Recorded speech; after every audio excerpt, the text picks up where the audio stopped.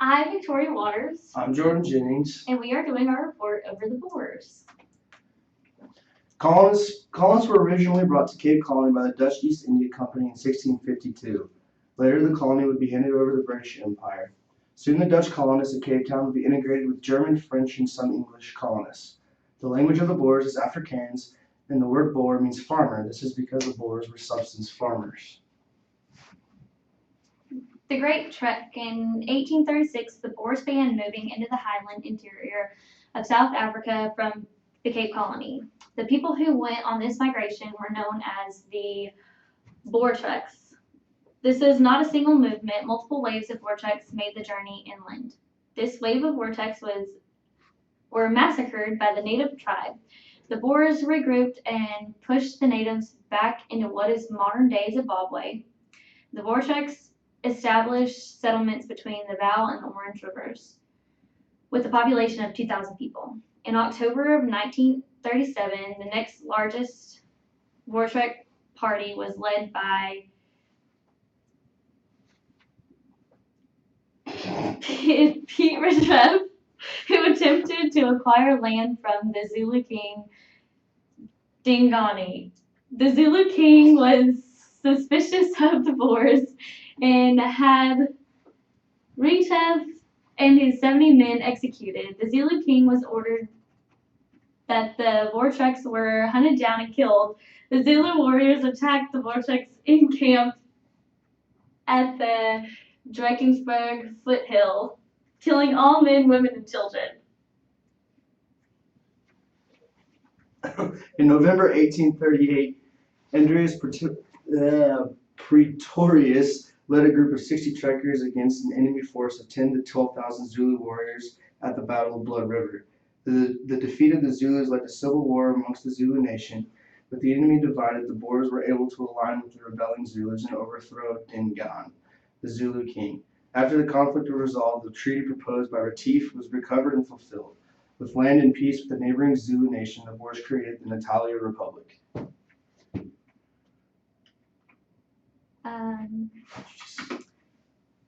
We have a video of the Boers battle songs.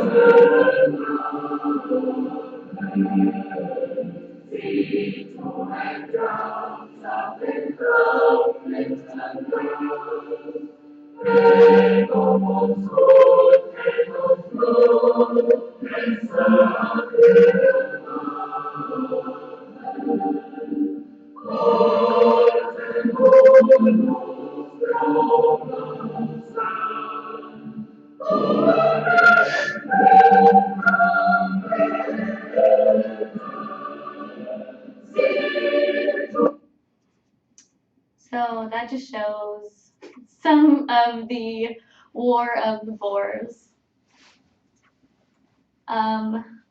The Transvaal Boers adopted a policy of passive resistance when the British government made its determination to uphold the annexation clear. The Boers turned to armed resistance in December of 1880, which started the First Boer War.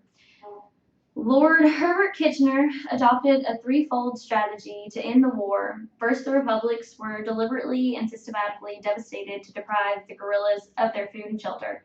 In his second attempt to stop the war, concentration camp systems were created, where civilians were confined in camps, especially women and children whose houses had been burned. In Kitchener's view, this meant that the commandos would no longer be able to obtain food from women on the farms and would move over, surrender, and reunite to their families.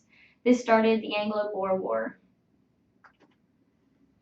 In his second, black people were gathered in concentration camps to deprive the commandos yet of another means of food to producers and obtain black laborers in the gold mines that had been reopened in the mid-1901.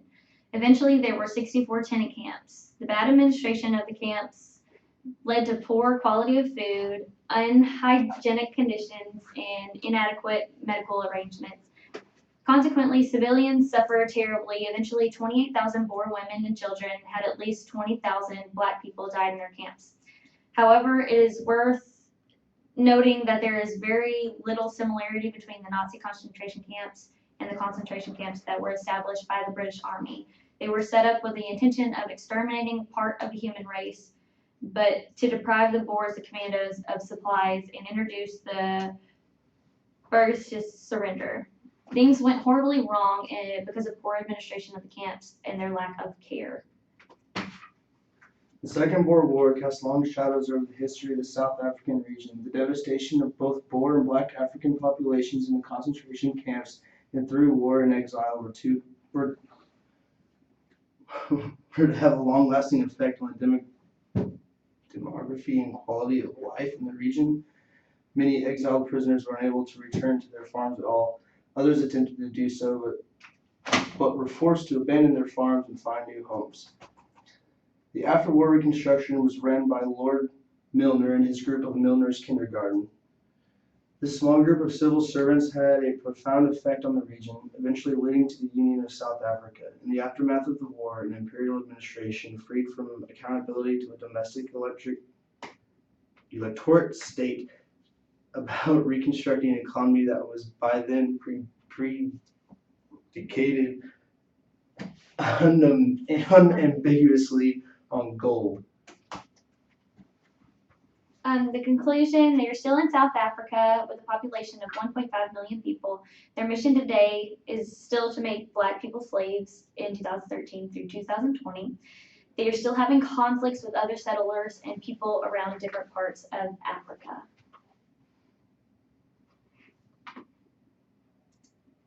Thank you.